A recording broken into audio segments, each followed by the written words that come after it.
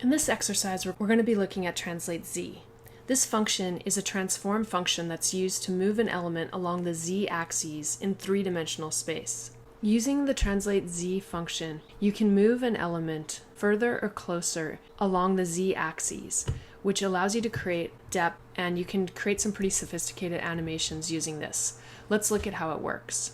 The file that I'm going to be working on is similar to what we have been doing. I have a div with a class of wrap. Inside it, I have divs with a class of orig. For original, this is the gray box so we can see where we're coming from. And then I have a div with a class of box, and I've assigned different classes to the box divs so we can style them uniquely.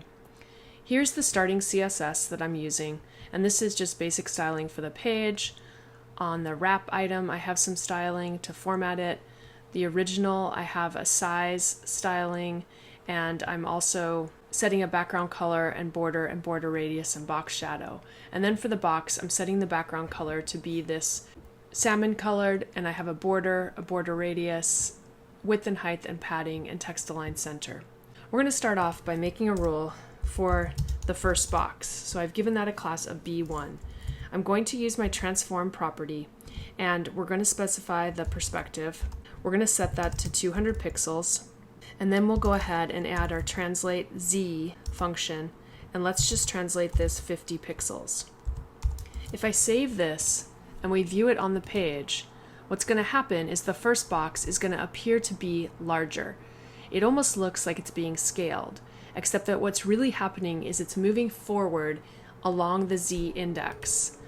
If I use this exact same rule and change this and target B2, and change the translateZ property to move in the negative space, the second box is going to become smaller. It's moving away from us in 3D space. So while you're looking at this, it probably looks very similar to the two-dimensional transform scale value, but it actually is quite different. The transform, as I mentioned, is taking place along the z-axis, not the x or the y-axis. When you work with three-dimensional transforms, being able to move an element on the z-axis has great benefits. Using this technique, you would be able to build a cube or something that you want to have dimension to. We'll be looking at a more sophisticated example a little bit later on in the course.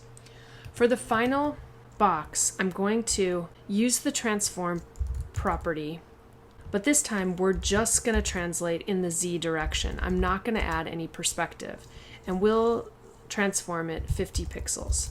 If I save my page and we go look in the browser, you can see that without perspective, the translate has no effect. So you have to use perspective in order to get translateZ to work in the way that you would expect it to work. Keep this in mind when you're using the 3D functions. Most of them are going to require that you also use perspective in order to take advantage of having the 3D space be recognized.